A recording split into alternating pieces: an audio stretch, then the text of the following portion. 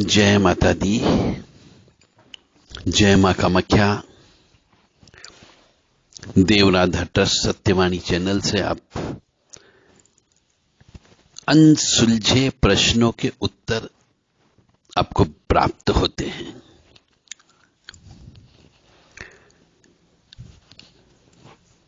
कई बार विवाह पत्रिका मिलाते समय नाड़ी दोष निकल के आ जाता है। हो सकता है कभी आपने सुना हो नाड़ी दोष।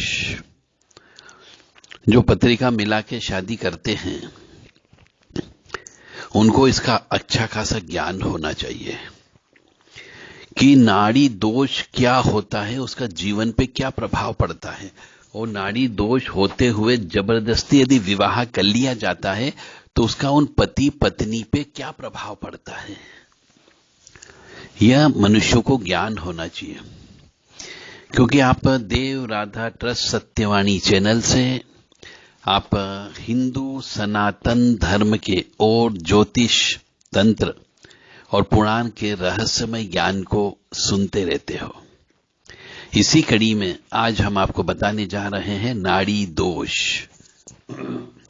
हो सकता है आपका विवाह हो गया हो तो अपनी अपनी पत्रिका जरा कंप्यूटर पे मिला के चेक कर लो कि नाड़ी दोष तो नहीं है, और विवाह हो गया हो तो अब क्या करें। और कष्ट आ रहे होंगे, निश्चित तौर से नाड़ी दोष होता है तो कष्ट आता ही आता है। क्या कष्ट आएगा वो भी हम आपको बताएंगे, और उसका उपाय क्या है, प्रायश्चित कर्म क्या है।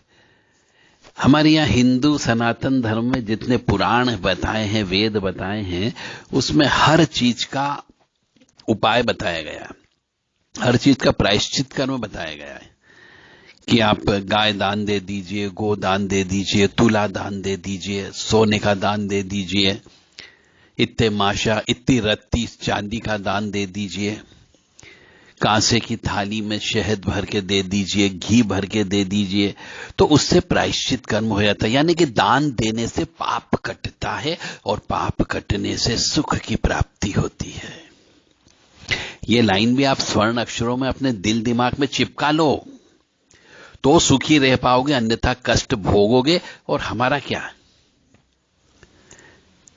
कष्ट आपको भुगतना है, पैसा आपको बर्बाद करना है, शरीर को तकलीफ आपको होगी, मन को तकलीफ आपको होगी, हमें नहीं होगी। तो करना नहीं करना आपके स्वविवेक पर निर्भर करता है। तो अब हम चलते हैं आपके नाड़ी दोष।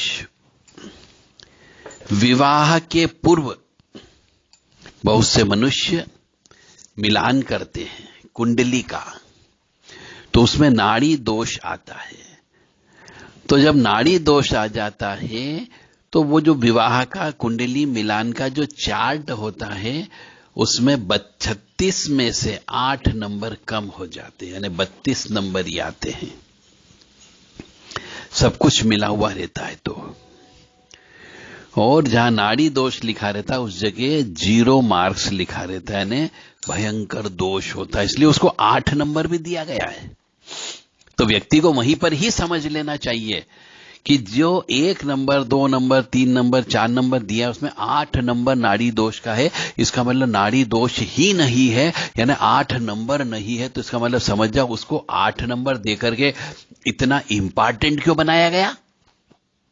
इसका मतलब कहीं न कहीं पे पति पत्नी के बीच में झगड़ा होगा ही होगा, या फिर झगड़ा नहीं होगा तो कोई न कोई बिस्तर पे पड़ा रहता है, दोनों के बीच में विश्वास नहीं होता है, यानी कि दोनों के बीच में ट्यूनिंग सही नहीं रहेगी।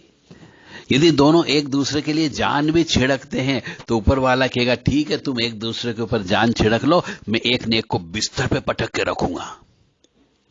क्योंकि नाड़ी दोष तो है, तुमने विवाह तो कर लिया, यानी ईश्वरी सत्ता में जो नियम कानून है उस सत्ता के कानून की धज्जियां तो उड़ा दी, तो उसका फल तो आपको भोगना ही पड़ेगा।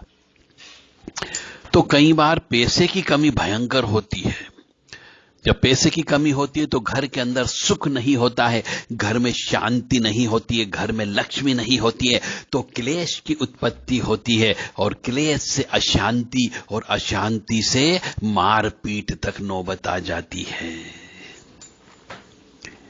तो नाड़ी दोष के बारे में हम चल रहे थे कि यदि कुंडली मिलाते हैं और उसमें नाड़ी दोष होता है तो उसमें नाड़ी के 8 अंक उसमें नहीं लिखे जाते हैं, 32 अंक की ही ना होती है।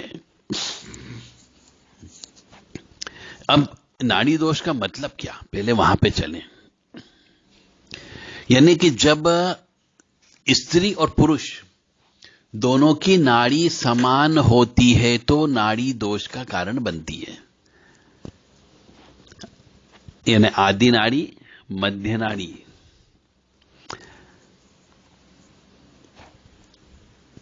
इसका मतलब यह है कि यदि लड़का और लड़की दोनों की नाड़ी एक जैसी है तो फिर विवाह नहीं हो सकता है, और नाड़ी अलग अलग है तो उत्तम स्थिति होती है।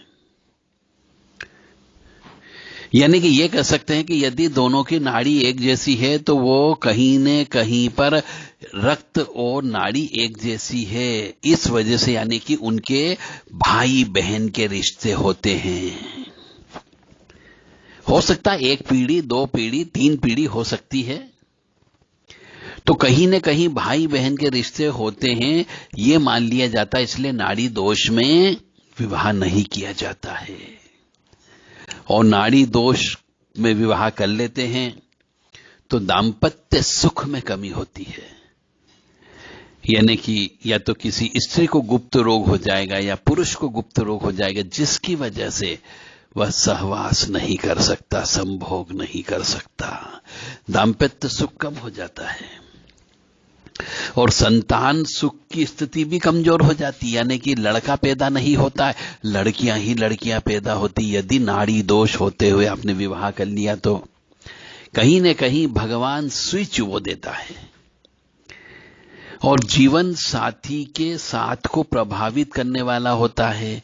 यानी कि जीवन साथी का साथ कम मिलता है, एक ही छत के नीचे रहते परंतु साथ साथ सो नहीं सकते, ऐसी परिस्थिति निर्मित हो जाती है। इसलिए जब भी इस प्रकार का अष्टकुल का मिलान करते हैं, अष्टकुट का विचार करते हैं, तो नाड़ी दोष अष्टकुट का मिलान के निर्धारक तत्व में बहुत महत्वपूर्ण रोल अदा करता है। लड़का और लड़की की कुंडली में एक ही नाड़ी हो तो विवाह नहीं करना चाहिए। सीधी सीधी बात यह है कि विवाह ही नहीं होना चाहिए। अब और गहराई में यदि जाते हैं तो 27 नक्षत्र होते हैं, उसमें नाड़ी, आदि नाड़ी, मध्य नाड़ी और अंत्य नाड़ी, ये 3 प्रकार की नाड़ी होती है। इसका विश्लेषण किया जाता है। अब नाड़ी दोष के प्रभाव, यदि नाड़ी दोष रहता है और आपने विवाह कर लिया तो नाड़ी विवाहश्च गुणे हैं सर्वे समन्वितः वर्जनीय प्रत्येन दाम्पत्यो निधनम यतः। यानी नारद विचार के अनुसार यह श्लोक कहा गया है कि नाड़ी दोष दंपत्ति के लिए अनिष्ट होता है और संताप की स्थिति को दर्शाता है। वर और वधू का जन्म नक्षत्र एक ही नाड़ी में पड़ना अच्छा नहीं माना जाता है। नाड़ी विवाहस्य गुणे सर्वे समन्वितः, मतलब नाड़ी जो है विवाह के जो गुण मिलाते हैं उनमें सब कुछ है। वर्जनीय प्रत्येन दाम्पत्यो निधनम यात, यानी कि यदि नाड़ी दोष होते विवाह कर लेते हैं तो किसी न किसी एक की दंपत्ति में से एक का निधन बहुत जल्दी हो जाता है, इसलिए उसको 8 नंबर दिया गया है। परंतु कुछ मनुष्य जानबूझ करके जानते हुए भी अपने लड़के का विवाह नहीं हो रहा हो तो ऐसी लड़की को ले आते हैं जिसका नाड़ी दोष होते हुए भी विवाह कर लेते हैं, और लड़की वाले भी सोचते हैं कि हाथ पीले हो गए, जाने दो, जो होगा देखा जाएगा, और लड़की विधवा हो जाती है। फिर सीट पीटते रहते, फिर दूसरी जगह बिठाते हैं उसे। तो क्यों अपने लड़के को मारा जाए, या क्यों अपनी लड़की को विधवा किया जाए, या क्यों अपनी लड़की को मारा जाए?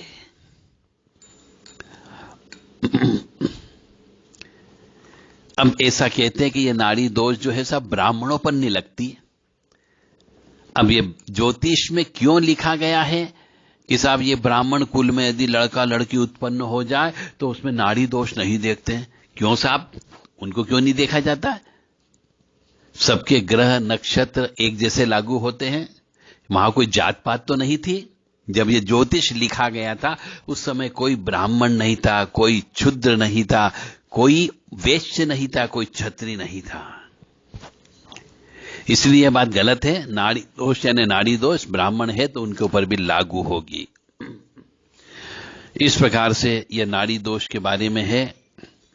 आपको बता दिया कि नाड़ी दोष होने पर विवाह नहीं करना चाहिए, और यदि आपने कर लिया है, पत्रिका उस समय नहीं मिलाई, और यदि अब आपके पास में पति पत्नी की पत्रिका है तो दोनों मिला करके देखो।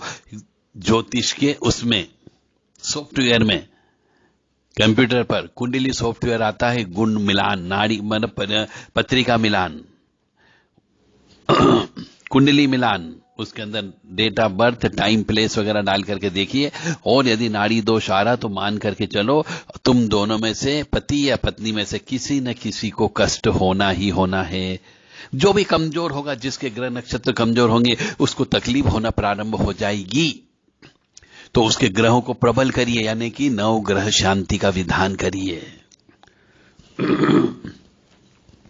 नाड़ी दोष का यदि दोष होता है तो उसके परिहार के लिए अपनी सामर्थ्य और शक्ति के अनुसार गाय का दान देना चाहिए, अन्न का दान देना चाहिए, स्वर्ण का दान देना चाहिए, वस्त्रों का दान देना चाहिए। इससे भी नाड़ी दोष का परिहार हो जाता है। तुला दान देना चाहिए, और यहां तक कि यह भी कहा गया है कि महामृत्युंजय के जप भी करवा के, दशांश हवन करके अपनी सामर्थ्य के अनुसार उन ब्राह्मणों को वस्त्र, धातु, अन्न, चप्पल, जूते, इनका दान अवश्य देना चाहिए, क्योंकि दान देने से पाप कटते हैं और पाप कटने से सुख की प्राप्ति होती है। हरिओम हरिओम हरिओम। जय माता दी, जय माता दी, जय माता दी। मानो या न मानो, यह सत्य है।